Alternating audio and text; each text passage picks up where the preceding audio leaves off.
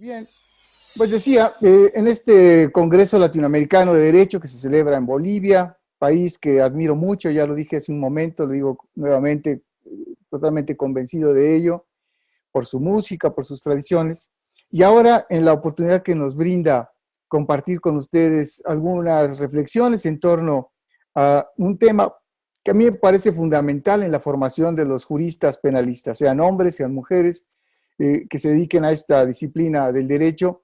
Me parece que hay que tener en cuenta algunas reflexiones generales en torno a lo que es necesario, en mi opinión, tener en cuenta de cara a su formación integral como juristas. Por supuesto, ha sido un honor, como dije hace un momento, estar aquí con ustedes. Pretendo mostrarles algunas ideas en torno a este modelo integrado de ciencia penal y su relación con la formación de los juristas penalistas.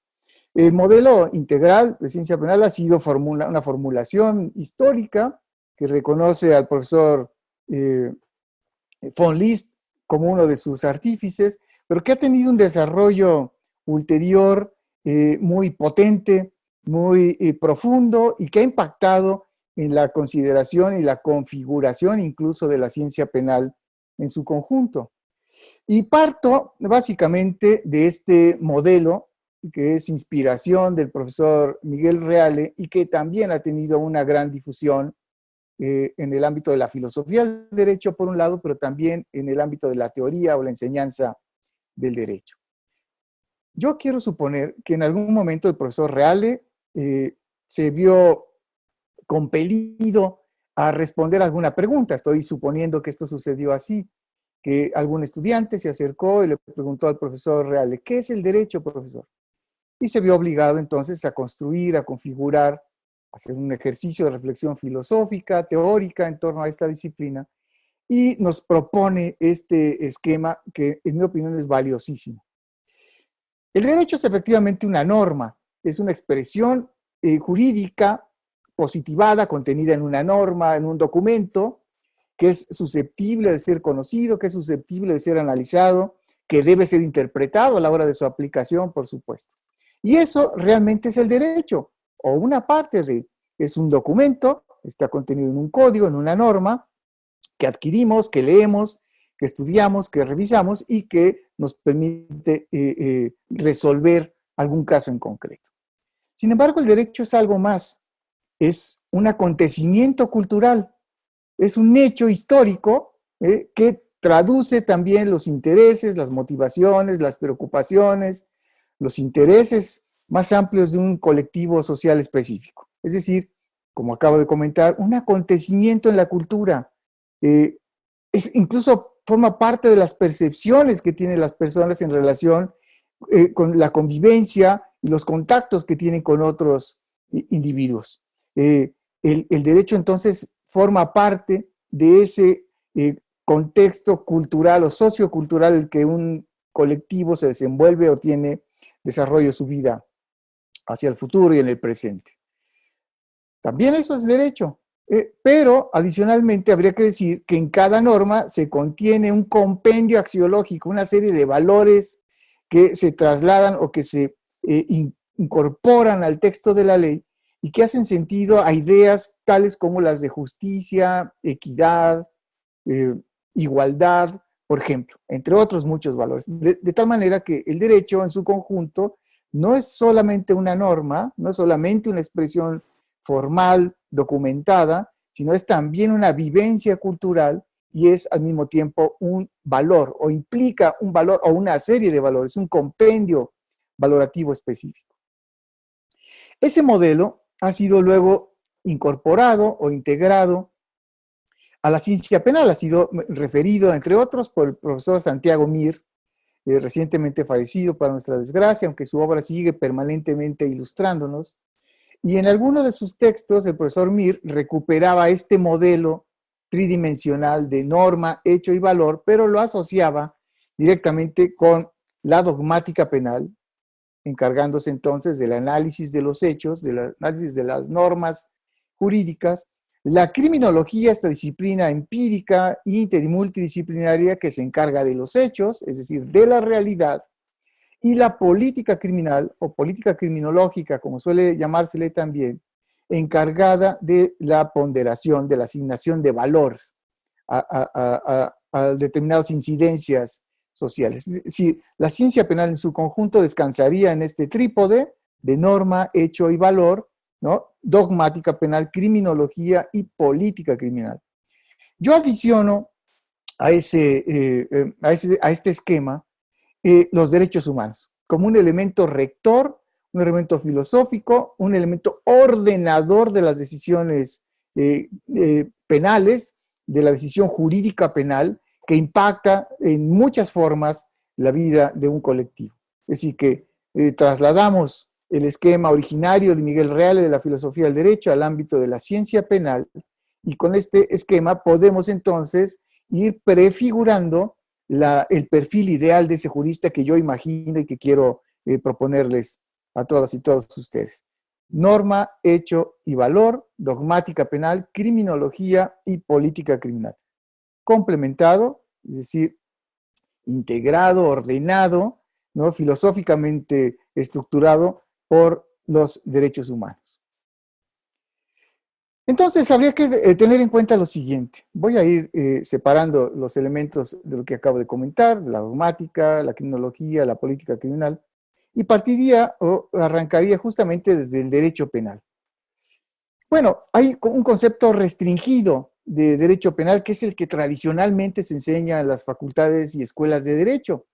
Generalmente muchos profesores, profesoras, sin que falten a la verdad, pero simplemente acudiendo a una fórmula ciertamente restringida o limitada, definen directamente el derecho penal como una rama del ordenamiento jurídico que se encarga del estudio de los delitos y las penas. Es una definición, en mi opinión, ciertamente válida, pero incompleta, o en todo caso no hace honor o no hace sentido a esta visión contemporánea, esta visión de mayor apertura, de mayor precisión en cuanto hace a sus verdaderos alcances en relación con el derecho penal. Por eso es que la califico como una conceptualización restringida. Frente a estas, tendría que haber un concepto mucho más amplio de derecho penal. Me atreví en todo caso a proponer esta definición. La encuentro como más amplia, es, si ustedes quieren, una definición en todo caso más académica, más incluso pedagógica, digamos, ¿no? Lo entiendo como una expresión del control social formal, ¿cierto? Que pertenece al ordenamiento jurídico público, que regula, es decir, que limita, que frena el poder punitivo del Estado y que se encarga del estudio científico del delito, las penas y las medidas de seguridad. Es, si ustedes lo quieren ver así, una definición escolar, académica, pero integradora, en mi opinión, que trata de darnos un panorama mucho más amplio de lo que es el derecho penal en relación a sus alcances y sus posibilidades reales. Estos serían los elementos de la definición que propuse, ¿no? Control social formal. Y fíjense, entender el derecho penal así, como parte de su definición, como un control social formal, nos permite reconducir ese derecho penal teniendo en consideración o confrontándolo frente a otros métodos o otros mecanismos de control social informales que en ocasiones son mucho más eficientes, mucho más efectivos que los propiamente formales, que los propiamente jurídicos en este caso. La idea del control social formal la aprendí de mi maestro, el profesor Francisco Muñoz Conde, a quien el doctor Núñez de Arco conoce también perfectamente bien y conservan una gran amistad. Y el profesor Muñoz Conde planteaba esta idea, el derecho penal entendido como control social. No fue el único académico que lo vio así, también el profesor Juan Bustos Ramírez y muchos otros más que se asociaron con esta idea. ¿Por qué me parece convincente entenderlo así? Porque de esta forma le devolvemos al derecho penal las potencialidades que realmente tiene, ¿no? De manera que si contrastamos o confrontamos el control social formal, jurídico, penal en este caso, con otros mecanismos de control social informales, la familia, la religión, la escuela, etcétera, otros más, podemos darnos cuenta en dónde es donde deben realizarse los mayores esfuerzos para tener o lograr esa convivencia social idílica, además, que por lo que sabemos no siempre es una convivencia pacífica o tranquila o en el medio de la paz como quisiéramos. Forma parte del ordenamiento jurídico público. Esto obedece claramente a esta gran definición en la que hemos separado la ciencia del derecho. Me parece que aquí lo que estamos aludiendo con esta reflexión es justamente a la forma vertical en la que se organizan las decisiones jurídicas en esta materia. El Estado o las instituciones del Estado sobre o por encima de los individuos, de los ciudadanos. Le adjudiqué también al derecho penal otra facultad, otra capacidad, otra potencia, la de regular el poder penal del Estado, es decir, circunscribir ese poder inmenso que tiene el Estado, ese poder penal, bajo la regulación, bajo los límites, bajo los frenos que pueden imponer una serie de principios limitadores del poder penal, ¿no? El poder penal del Estado no puede ser un poder omnímodo, no puede ser un poder absoluto, total, sin freno. Tiene que reconducirse por lo menos a dos.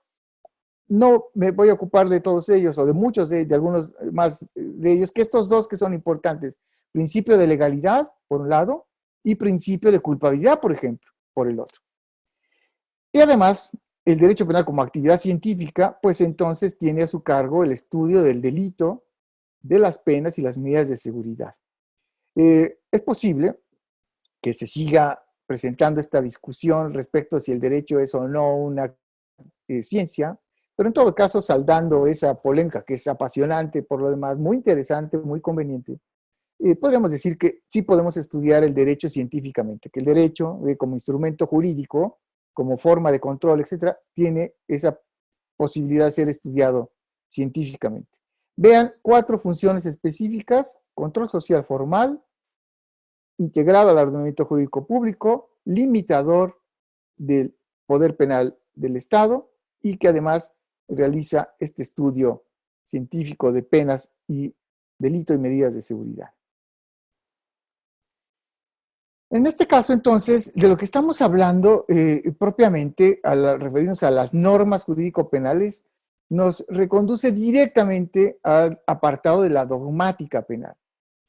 ¿Qué es? ¿Para qué sirve la dogmática penal? Ya sabemos que es el método de estudio de la ciencia penal y parece una contradicción hablar de ciencia penal y luego hablar de dogmática, ¿no? Las ciencias no necesariamente parten de dogmas inmutables. En el caso de la dogmática, lo sabemos bien, se refiere justamente a la idea de que la ley sería el dogma que deberíamos de observar hasta en tanto este no cambiara. ¿Para qué le sirve la dogmática penal a los juristas, a los penalistas, a las mujeres y los hombres que se dedican a esta disciplina? Entre otras cosas, para averiguar qué dice el derecho penal. Cada código encierra un compendio dogmático particular. Hay que desglosarlo, hay que descomponerlo, hay que comprenderlo, hay que saber qué dice ese código penal. Ningún código penal se parece a otro, aunque tengan similitudes en algunos aspectos, pero tienen también sus peculiaridades, tienen una parte especial que trata de tipos penales que no están en otro lado. En fin, o las penas son diferentes, en todo caso. Sirve la dogmática también para precisar aquellos presupuestos que nos permiten afirmar la existencia de un tipo penal, ¿cierto? Analizando los tipos penales vamos a descubrir que tienen elementos particulares, que aunque son delitos en términos generales, como tipo de delito, tienen algunos elementos que los hacen distintos a uno de otro. La dogmática sería la herramienta indispensable para comprender esta cuestión.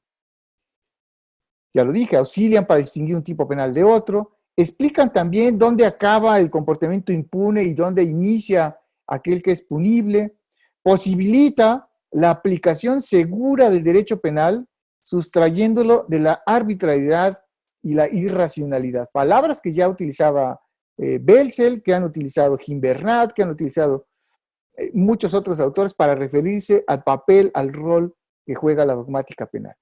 Los juristas, entonces, debemos ser unos expertos en el manejo de la dogmática penal, la que se refiere a nuestro propio código. En México, en la República Mexicana, que está integrada por una serie de entidades federativas de estados, así les llamamos, en cada uno de estos estados hay un código penal sustantivo. Y este código, pues evidentemente obliga a que los que vivimos en el estado de Guanajuato estudiemos eso, los que viven en Oaxaca estudien aquel, los que viven en Zacatecas o en Jalisco estudien sus propios códigos. Tenemos muchos códigos penales, con lo cual se complica también una perspectiva uniforme para todo el país. Yo sé que a partir de Guatemala, el resto de países en Centroamérica, Bolivia, Perú, Argentina, etcétera, sí tienen un solo código penal sustantivo, lo que también permite un desarrollo de la ciencia más profundo. Aquí tenemos que estudiar primero un código del Estado y luego estudiar el código de la Federación, que también tenemos uno para el ámbito federal. La dogmática, entonces, tiene tres momentos clave, tres momentos específicos, ¿cierto? Uno es la interpretación. Es una actividad intelectual que permite desentrañar el contenido de la norma. La interpretación, la hermenéutica jurídica, es una actividad que distingue a los abogados, a las abogadas de los leguleyos. Una cosa es memorizar las normas, las leyes, los artículos específicos, y otra cosa es dominar la técnica de la interpretación de la norma. Saber si el sentido gramatical de esa disposición llega o alcanza para tal supuesto, si teleológicamente lo que se dice ahí obedece o responde a las necesidades concretas, si es que tenemos que hacer una interpretación de naturaleza histórica o una interpretación literal, o, en fin. Eso es algo que aprendemos en el transcurso de la carrera y con la práctica profesional, digamos. Eso es un elemento fundamental. Acercarse al derecho o a las normas jurídicas, pues exige directamente una capacidad de desentrañar textos escritos, documentos escritos, ¿no? Formulaciones, mejor dicho, expresadas en el idioma concreto en el que están redactadas nuestras normas. Pero también entender el sentido gramatical que esto implica. De ahí que siempre me ha parecido conveniente sugerir a quienes estudian esta carrera, esta hermosa carrera del derecho, pues que lean mucho, que lean novela, que lean poesía, que lean historia, filosofía, sí, que incrementen su vocabulario y que les permita tener una comprensión mucho más amplia cuando se ocupan de cuestiones jurídicas. De manera que el primer momento del dogmático o de quien hace dogmática penal justamente atraviesa por la interpretación de los textos que se contienen en una norma jurídica específica, desentrañar su contenido desde el punto de vista de la interpretación. El otro momento importante, otra fase de la dogmática, es la sistematización. Esto implica hacernos cargo, por ejemplo, de algo muy sencillo. Yo creo que todos los códigos penales de Iberoamérica tienen más o menos una estructura similar, una parte general que contiene una serie de categorías, de definiciones, de elementos genéricos, ¿no? Sobre el derecho penal, que luego son necesarios para interpretar la parte especial donde vienen todo ese catálogo de tipos penales, ¿no? Toda esa serie de conductas que el legislador ha decidido asociar con una pena, ¿no? En virtud de considerarlas inconvenientes, inadecuadas, perniciosas para la vida social. El trabajo sistemático, entonces, implicaría que vinculamos aspectos de la parte general con aspectos de la parte especial. Ajá. Hace sentido vincular esto, porque si solamente nos quedáramos con la parte especial, justo cuando leyéramos aquella disposición que reza, yo creo que de manera muy similar en Bolivia, que comete homicidio el que priva de la vida a otro, tú dirías, pues muy bien, pero ¿eso qué significa? Habría que ver que en la parte general hay disposiciones que también separan si es que este homicidio se ha cometido con dolo, se ha cometido imprudentemente, se ha cometido por error, o en realidad hablamos de una tentativa de... Eso está en la parte general, no está en la parte especial. Así que hay un trabajo sistemático ahí. podemos decir más técnicamente, un trabajo intrasistemático, es decir, vamos al código y vinculamos la parte especial con la parte general y de ahí extraemos las conclusiones que nos interesan para los casos concretos. Pero hay también una interpretación, una actividad extrasistemática, es decir, vincular el Código Penal con otras leyes, con otras normas. Porque hay disposiciones que solamente cobran sentido cuando las relacionamos con normas del orden legal que no son propiamente las penales. Estoy pensando que si para hablar de delitos contra el orden familiar, pues yo tengo que ir al Código Civil para saber efectivamente cuándo puedo hablar de entroncamiento, de hijo, de primo, de sobrino, del tercer grado, del segundo grado. Eso está en otra norma. O si quiero hablar de los delitos de usura, por ejemplo, pues tengo que averiguar qué dicen las leyes económicas, las que regulan la fijación de intereses por parte de los bancos centrales de nuestros países, que son los que permiten determinar cuándo efectivamente el cobro de intereses en ese comportamiento específico que en México se llama usura, está fuera de la consideración legal y que por ende debía ser sancionado la persona que cometiera esa conducta. Es decir, hay un trabajo extra sistemático, es decir, una vinculación con otras normas de carácter nacional, pero también podrían ser incluso de carácter supranacional, como serían las convenciones internacionales en materia de derechos humanos. Por eso, fíjense, qué interesante, interpretar. Parece que el primer momento sería saber leer y escribir, tener un conocimiento profundo del idioma, tener conocimientos técnicos también de las palabras que se utilizan en la ley, ¿cierto? Un ejemplo sería, ¿qué entienden las personas que no han estudiado derecho por dolo? Pues te dirían, dolo puede ser algo muy feo, muy intenso, mala fe contra alguien, en fin, ¿no? Pero nosotros ya sabemos que dolo implica la dirección y la condición de una voluntad para consumar un determinado hecho, una conducta concreta. Sí, es otra cosa. Técnicamente incluso está definido en la parte general. Bien, entonces, interpretar sería un primer momento, sistematizar, darnos cuenta de que las normas jurídicas hacen sentido unas con otras y todas forman parte de un gran esquema jurídico, del orden jurídico en general. Y otro momento, o adicionalmente a los dos anteriores, habría que hablar de la fase crítica o de crítica. En ese sentido, de lo que estamos hablando es justamente del componente científico de la disciplina. El dogmático también tiene un momento de análisis crítico de la norma.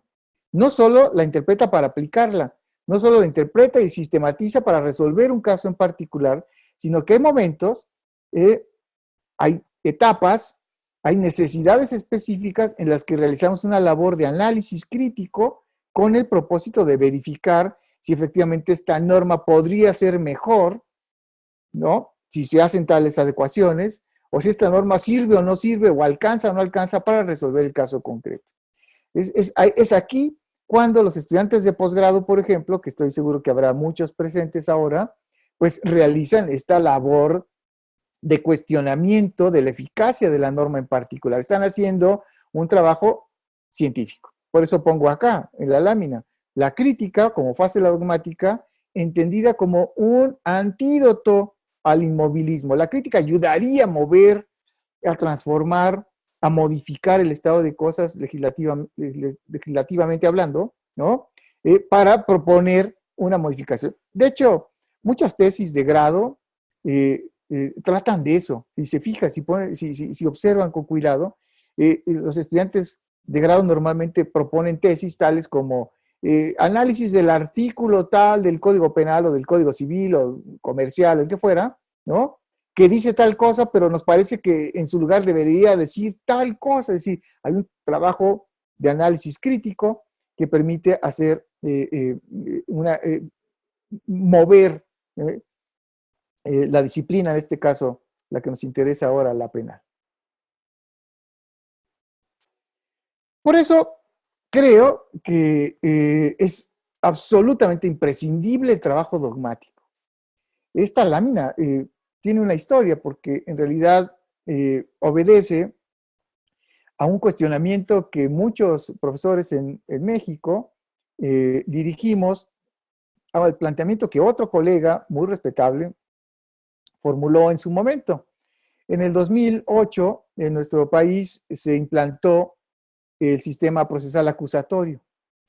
Y con la implantación de este modelo, de este sistema procesal, pues vinieron una serie de reformas a muchas leyes, a los códigos, a la Constitución General de la República, en fin. Todo esto motivó a que por alguien, en este caso este señor profesor, imaginara que la dogmática iba a desaparecer, que en realidad lo que harían los juristas penalistas en el futuro sería exclusivamente dedicarse a las pruebas, la teoría de las pruebas tendría que ser predominante, y a la litigación oral. Se dio una importancia verdaderamente asombrosa, sorprendente, a los temas de litigación oral, a la teoría del caso, en fin, exclusivamente las cuestiones procesales, y fue haciéndose a un lado el trabajo dogmático. Esta teoría del caso, que ya conocemos muchos, ustedes y la practicarán seguramente, que implica una dimensión fáctica, una dimensión jurídica y una dimensión probatoria, dicen los que conocen esta materia. Y en la dimensión jurídica justamente es donde hace sentido el trabajo dogmático. ¿De qué si no vamos a hablar de dogmática cuando reconducimos ciertos acontecimientos, ciertos hechos a un tipo penal en particular? Eso es ser dogmática de algún modo.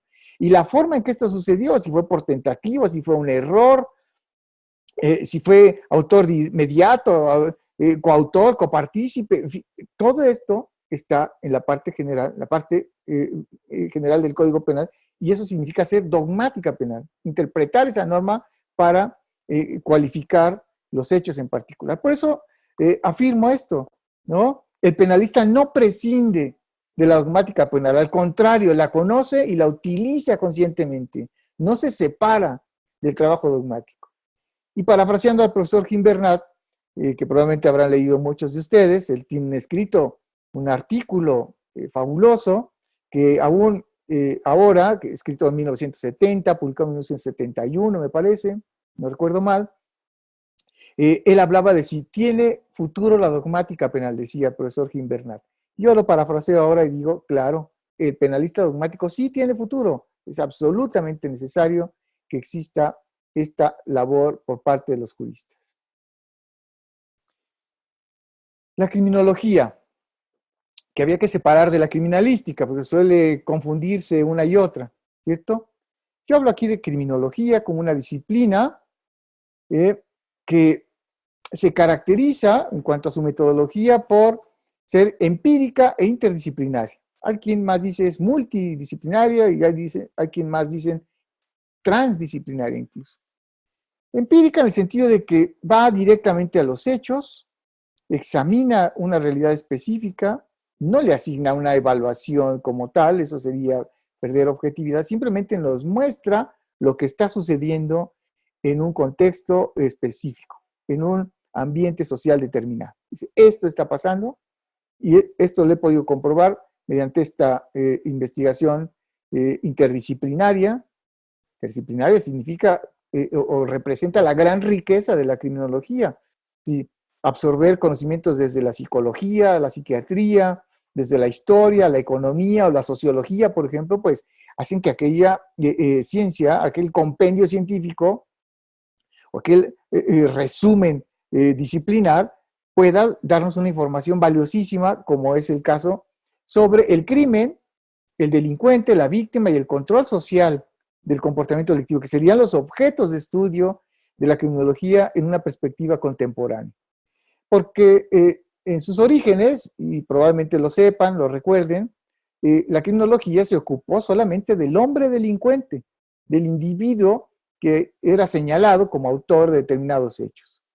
Sin embargo, con el paso del tiempo, esto fue ampliándose, de manera que ya se tenía en cuenta también el crimen, y cuando hablo de crimen, ahí vengo incorporando también el concepto de conducta antisocial. Si yo pienso en crimen, pienso tanto en delito, una conducta tipificada legalmente, como las conductas antisociales que no necesariamente están recogidas en las leyes penales. Otro gran elemento valiosísimo como objeto de estudio fue la víctima, la incorporación o la comprensión del rol de la víctima en los hechos criminales, pues agregó un sentido de conveniencia, de oportunidad y sobre todo amplificó el panorama de los conflictos, ¿no? La visión más amplia que podíamos tener ya no solo provenía del autor del hecho, sino también de la forma en que la víctima pudo haber participado, interesado, desinteresadamente, con ánimos o no, en fin, hay una serie de tipologías que hablan de las víctimas en particular. Y también, con gran visión, la criminología fue ampliando su campo de estudio para ocuparse ahora de los distintos mecanismos de control social existentes. Estudios sobre la policía, los jueces, la prisión, el ejército, las llamadas instituciones totales como los hospitales, los psiquiátricos, etcétera, pues son también momentos o espacios o elementos de estudio de la criminología. Fíjense qué riqueza científica aportó la criminología. Crimen, delincuente, víctima y mecanismos de control social del comportamiento delictivo. El profesor García Pablos de Molina, quien aporta estos elementos que estoy comentando ahora, considera también que la criminología tiene una función específica y esa función radica en aportar información, una información que tiene como característica la de poder ser contrastada con otra. Su validez radica justamente de las posibilidades que se tienen de contrastar los datos obtenidos, siguiendo o comparando las metodologías que se utilizaron para ello, sobre otros datos. Y esto tiene que ver con la génesis, es decir, qué genera, qué produce, qué da origen a la comisión de este fenómeno delictivo, cómo se mueve, cuál es su dinámica, ¿no? Si es una dinámica individual o si es una problemática de naturaleza social. Y con todo ello es posible que la criminología proponga o aporte programas de prevención eficaz. Como es que esto sería una de las características, en mi opinión, más significativas de la criminología, que está preparada y puede dar y aportar información en este sentido para generar programas de intervención preventivos en este caso, ¿no? O técnicas que ayudarían a intervenir en situaciones ya particulares de ciertos tipos de delincuentes. ¿Qué riqueza más grande advierto yo en la criminología? Fíjense bien entonces la diferencia frente a criminología y derecho. Mientras que la criminología conoce la realidad para explicarla, el derecho valora, ordena y orienta esa realidad con base en criterios axiológicos. Es decir, por un lado se habla del ser, por otro lado se habla del deber ser, ¿no? El derecho pondera, le asigna a determinados hechos un valor, un significado que tiene repercusiones legales, ¿cierto? Mientras la criminología se aproxima al fenómeno delictivo sin prejuicios, y sin una valoración negativa o positiva, simplemente va y observa lo que está sucediendo, ¿no? Y a partir de esa observación procesada mediante las metodologías que le son propias, nos da datos. El derecho acota esa realidad y la observa desde la óptica que la norma jurídica le ofrece. Cuando digo esto, muchos juristas no se demuestran muy complacidos con lo que digo, pero lo que sucede es que los juristas vemos solamente aquello que el legislador quiere que veamos. Es decir, el legislador nos construye a los juristas una realidad específica que está en el Código Penal. No vemos, si no está en el Código Penal, decimos los juristas, no existe. Sin embargo, los criminólogos amplifican esa visión. No solo se fijan en lo que está en la norma, que también la critican, la cuestionan fuertemente, sino que observan el contexto en el que esa norma tiene realidad o verificativos. Digamos, tienen otra forma de observar el fenómeno criminal. Nosotros, desde lo que dice la norma, ¿sí?, un mundo acotado, reducido, frente a los criminólogos que ven no solo ese mundo, sino ven los mundos que orbitan alrededor del primero. A la criminología le interesa la realidad tal como es, tal como se presenta. A los juristas la realidad nos interesa en tanto cuanto está tipificada, está definida, está descrita con toda la precisión que les es exigible a los legisladores, así como la pusieron en el código, así nos interesa a nosotros. No podemos salirnos de ese molde que el derecho o la norma jurídica contiene o expresa. No quiere decir, y con esto quiero aclararlo bien, que criminología y derecho sean dos disciplinas confrontadas, al contrario, son disciplinas que se complementan claramente. ¿Tienen finalidades específicas? Claro que las tienen, eso es normal y conveniente. Mientras la criminología tiende a la idea de la prevención, el derecho, por su parte, tiende a la represión. Digamos, lo suyo, lo fundamental del derecho penal es reaccionar efectivamente con la amenaza de una sanción que puede tener verificativo en tanto se cumplen las exigencias para aplicar una sanción. Dos disciplinas que se complementan, ¿vale? Que se integran. Llevamos dos, hablé de derecho penal, hablé de criminología como elemento importante. Traigo a cuento ahora, para fortalecer un poco más mi argumentación, las palabras del profesor Hassemer, un destacadísimo profesor alemán, con una vertiente en su formación sociológica, que tuvo responsabilidades importantes en su país, pero que además, como autor de obras jurídicas, a mí personalmente me satisface mucho leerlo, porque se trata de un jurista muy peculiar, digamos, que tiene una vocación que observa el derecho penal desde la sociología, por ejemplo. Y fíjense lo que dice en uno de sus textos, y lo dice en relación con estudiantes de derecho penal en Alemania, ¿no? Que consideramos siempre un país de avanzada, de gran desarrollo intelectual, y particularmente en el derecho de profundas aportaciones en la materia. Pero él decía en su texto, su libro se llama Fundamentos de Derecho Penal, lo siguiente, dice, la criminología sigue siendo objeto de atención marginal y queda oculta tras la dogmática penal. Qué fuerte declaración, ¿no? Y luego más adelante dice, tampoco resulta obvio que al estudiante de derecho penal se le obligue a empacharse de amplísimos y prolijos conocimientos sobre los delitos contra las personas y contra el patrimonio, y sin embargo, al término de sus estudios, fíjense qué fuerte, no tenga la menor idea de las condiciones que hacen de una persona un timador profesional o una víctima de un delito de lesiones o de violación. Lo que está diciendo Hassemer, y está refiriéndose a la forma en que se formaban, a la que se enseñaban los juristas en Alemania. Lo que está diciendo, miren, hemos dejado la criminología a un lado, cuando la criminología efectivamente nos da una información amplísima, ¿no? Nos sensibiliza, si lo quieren ver así. No basta con que sepamos distinguir el tipo penal de robo con el de fraude, con el de abuso de confianza, sin mucha dogmática, está perfecto, eso es valioso, lo dije hace rato. Sino que nos hace falta también tener una visión más amplia de qué es lo que sucede o qué es lo que lleva, qué provoca que una persona se convierta en algún momento o incurra en algún momento en algún delito.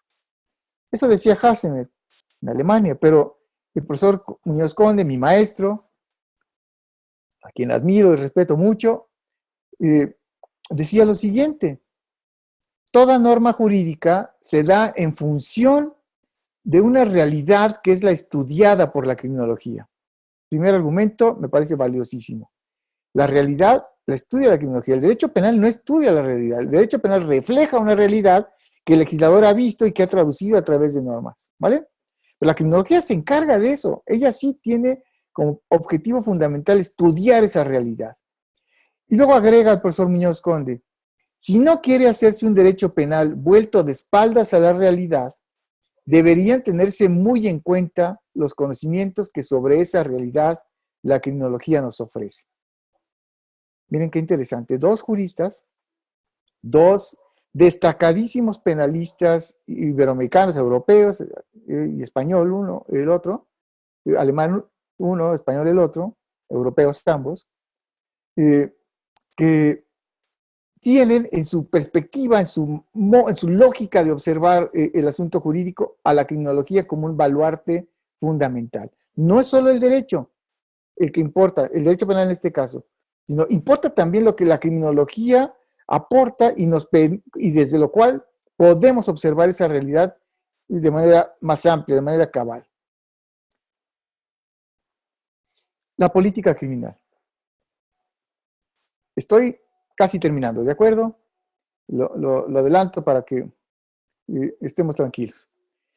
Política criminal. Bueno, yo la vislumbro en dos vertientes básicas. Una, la política criminal como una actividad del Estado, como una responsabilidad a cargo de los órganos del Estado, que deben, al mismo tiempo que impulsan una política criminal en materia, una política pública, perdón, en materia de salud o de trabajo o de educación, una política pública en materia económica, etcétera, deberán también impulsar una política criminal como política pública. Es decir, cómo intervenir, cómo enfrentar una problemática particular que aqueja, que asola a una sociedad específica, pues a través de las políticas públicas, en este caso de una política en materia de criminalidad.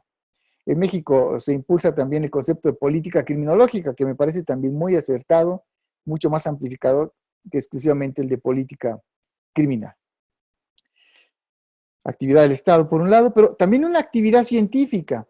Y en este segundo aspecto, es en donde tiene mucho sentido la labor que realizamos los profesores, las profesoras, las y los estudiantes de grado y de posgrado también, por supuesto, las tesis doctorales, las tesis de maestría, que vislumbran mejores escenarios o mejores elementos de análisis de los escenarios criminales.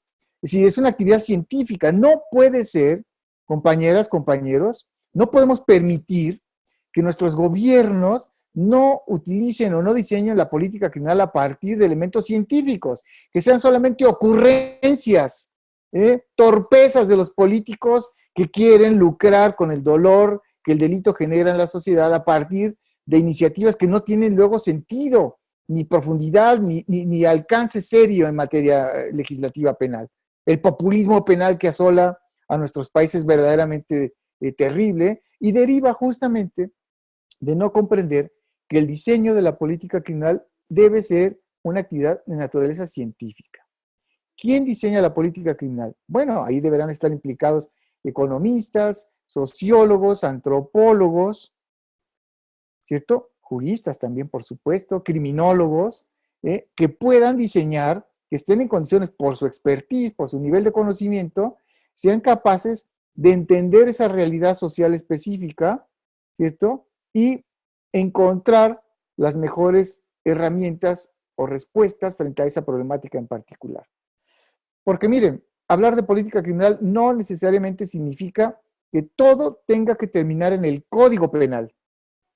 No tiene que ser exclusivamente política legislativa penal, ¿vale? Hay otras medidas de política criminal que no son necesariamente jurídicas. Entonces, los penalistas, frente a la política criminal, en este caso legislativa, tenemos o alcanzamos, si es que estudiamos esta disciplina con seriedad, algunas habilidades. Por ejemplo, si nos comprometemos en el estudio de la política criminal, habríamos desarrollado una capacidad analítica del contenido de la norma, ¿vale? Los códigos penales, las leyes penales, son instrumentos políticos. Hay que verlos así, hay que entenderlos ahora sí. ¿Qué hay ahí? Hay decisiones que han resultado de la confrontación de fuerzas políticas en los congresos, ¿cierto? Hay intereses políticos que se traducen a través de normas. Nosotros, como juristas, lo digo al final, el jurista penalista no es un ingenuo. No podemos ser asépticos, aplicadores de la ley, sin darnos cuenta qué es lo que estamos materializando cuando aplicamos el Código Penal. Los jueces, por ejemplo, y lo digo respetuosamente, por quienes realizan esta importantísima tarea, muchos de los jueces suelen decir que ellos no hacen política, dicen, yo solamente aplico la ley.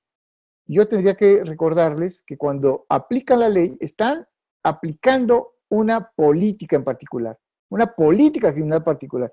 Tienen que ser conscientes de eso, ¿vale? Porque al ser conscientes de ello, se darán cuenta también de si las penas, por ejemplo, que van a aplicar o que han impuesto al responsable de un delito, realmente son las que convienen de cara a su reinserción social, por ejemplo, ¿vale? Por eso el penalista que sabe de política criminal pierde la ingenuidad, digamos. Se convierte en un analista, un crítico, un cuestionador de la decisión que el legislador ha plantado en la norma, de cara a su efectividad real. Bien, entonces, retomando, fíjense, la criminología va a servir para tender puentes entre la dogmática penal y el diseño de la política criminal, ¿no? La criminología nos va a dar elementos valiosísimos de comprensión del comportamiento humano en un ámbito social específico, en un tiempo y espacio determinados. Y con base en estos datos es que puede construirse efectivamente la política criminal. La política criminal, compañeras, compañeros, si no está sustentada en la criminología, es una farsa, es una tomadura de pelo. Pregúntenle a sus legisladores si a la hora de tomar una decisión legislativa han tenido en cuenta datos empíricos. ¿Qué evidencias tiene? Por eso hablo de una política criminal basada en evidencias. Dime, ¿por qué tomaste esta decisión? ¿Por qué crees que esta es la pena que corresponde o que debe aplicarse para el caso concreto? Verán las sorpresas que se llevan, porque no están utilizando, lamentablemente, muchos de nuestros legisladores, el dato criminológico. Es decir, no están cumpliendo con este perfil integral que estoy queriendo proponer ahora. Estoy llegando a un momento también fundamental, tiene que ver con los derechos humanos.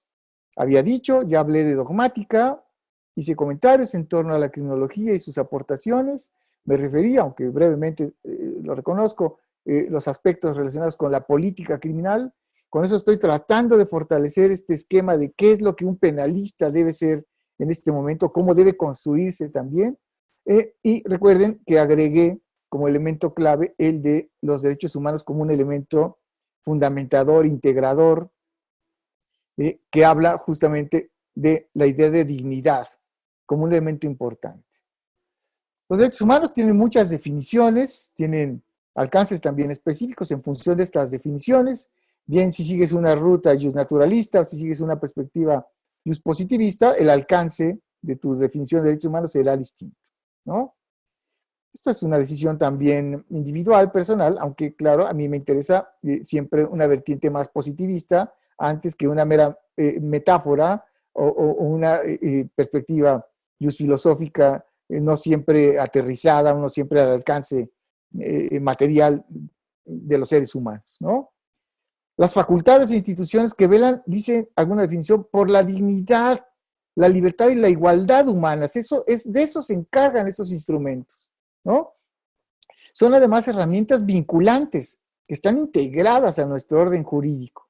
Renegar de eso es renegar también de una decisión que va más allá de los intereses egoístas de nuestros gobernantes. Tiene que ver con el sentido de dignidad, ¿cierto? ¿Dónde deben desarrollarse estos derechos? Pues miren, muy esquemáticamente, un juez debe saber derechos humanos. El ámbito jurisdiccional le obliga a tener esta perspectiva completa y compleja de los derechos humanos. La fiscalía, por su parte, debe ser responsable también de materializarlos, igual que la defensa, igual que quienes enseñamos derechos humanos o derecho penal o criminología. Está también en nuestra obligación hacer alusión, referencia, en la medida que la materia lo exija, que la asignatura concreta lo plantee, pero incluso más allá. Y por si fuera poco, o sea, si no solamente basta con que sean los jueces, los fiscales, la defensa o los profesores o la academia, también los legisladores. Hay que estar observando el trabajo de los legisladores, ¿vale? Hay que ayudarles a hacer su trabajo de mejor forma. Hay que insistir en cómo deben de construir particularmente las normas penales. No hay que permitir que abusen del derecho penal para sus propósitos partidistas o ideológicos. El derecho penal tiene que resolver problemas genéricos para todas las personas. Bueno, con todo lo que he dicho, creo que queda claro que se trata de un trabajo conjunto, un trabajo interdisciplinar, ¿no? Entre el derecho, entre la dogmática penal, entre la criminología, la política criminal y, por supuesto, los derechos humanos, contribuyendo a comprender mejor el fenómeno. No se puede hablar ahora de un trabajo jurídico penal si no es justamente teniendo en cuenta estas aportaciones, estas perspectivas que nos ofrecen las disciplinas que mencioné. Este sería, entonces, el perfil ideal, el que he observado, el que imagino que deberíamos de estar construyendo en nuestros jóvenes penalistas. son expertos en dogmática penal, conocen muy bien sus códigos, su código penal, su código procesal penal, sus normas penales especiales, el marco constitucional, en fin, ¿no? Saben derechos humanos, lo tienen ahí también como herramienta jurídica armonizada a sus instrumentos locales. Sabe criminología, se ha interesado por el conocimiento criminológico, se apunta a los cursos de criminología para comprender mejor una realidad específica. El criminólogo es capaz de también, claramente, de explicarte una realidad, un contexto específico. Nuestros países, por ejemplo, requieren de explicaciones que tienen que ver justamente con la distribución de la riqueza, por ejemplo, la pobreza, la desigualdad social, y eso como un elemento que contribuye, no digo que sea determinante, sino que propicia en ocasiones, o es un ambiente en donde se suscitan, la misma desigualdad suscita la criminalidad, ¿cierto? Habría que entenderlo muy bien. Este penalista ideal de que estoy hablando ahora y que estoy imaginando, es también un experto en política criminal. Cuestiona, analiza, ¿no? Se entera de los contenidos, advierte claramente los propósitos específicos contenidos en la norma y deja de ser un ingenuo. No es un aséptico aplicador de la norma. Sabe que esa norma está comprometida con tales intereses. Lo sabe, las tiene que aplicar, sí, pero no lo hace de manera inconsciente o no hace como que no entiende lo que está pasando. Y por supuesto, en este perfil ideal, los derechos humanos contribuyen directamente a dotarnos de esta sensibilidad respecto de la libertad, de la dignidad, de la igualdad humana. Digamos, los penalistas hablamos de cosas muy fuertes, muy duras, muy dramáticas, pero no somos insensibles, ¿cierto? Estamos enterados de esas miserias humanas, de esas desgracias humanas en las que se incurren las personas que han cometido un delito, las víctimas de este, pero entendemos la naturaleza humana y lo hacemos justamente porque partimos de esta noción de dignidad, dignidad del ser humano. En la medida que lesionamos la dignidad de unos o permitimos que se lesione la dignidad de unos, estamos permitiendo que se lesione la propia dignidad. Es una de las enseñanzas básicas en materia de derechos humanos. Finalmente, si es que habría que sintetizarlo de algún modo, ser penalista significaría, en mi opinión, hablar de alguien que conoce, sistematiza e interpreta técnicamente la ley penal. Es un primer elemento que sabe. Posee conocimientos criminológicos, es decir, hay otro componente en esta configuración ideal que estamos haciendo. Analiza críticamente los criterios político-criminales que están establecidos en la ley. Procede con base en principios deontológicos, es decir, también hay una ética en lo jurídico, hay una deontología de los penalistas, y posee un talante humanista, ¿sí? No nos gusta el delito, ¿cierto? Pero comprendemos a quien lo ha cometido. Por muy dramático que sea, siempre el talante del penalista tendrá que ser sensible a esa miseria, a esa realidad, a esa circunstancia en la que se encuentra la persona. Finalmente, con esta imagen de uno de los periodistas más destacados de España, que a mí me entusiasma mucho leerlo, que publica en El País, este diario español, Andrés Rábago, que él firma como El Roto, con esta imagen que la utilizo con cierta frecuencia porque me parece muy esclarecedor, un joven estudiante que dice, si no podemos cambiar de horizonte, cambiemos de perspectiva. ¿Sí? Con esto lo que quiero hacer, o la llamada de atención que quiero hacerles a quienes se inician en sus estudios es, estén dispuestos a escuchar otras ideas, a experimentar con otro tipo de información, a tratar de construirse de una manera más universal, culturalmente más dispuesta a ser sensible a lo que pasa en otras disciplinas. Y bueno, pues lo prometí, creo que llegué justo al tiempo autorizado por nuestros organizadores para esta charla. Agradezco mucho su atención y por supuesto saludo a todas las personas que me han acompañado en esta ocasión, desde Sevilla particularmente, muy cerca del Parque de María Luisa. Estoy seguro que alguien habrá escuchado esta charla y a muchos de ustedes que estarán disfrutando de esta bella ciudad en Bolivia. Muchas gracias.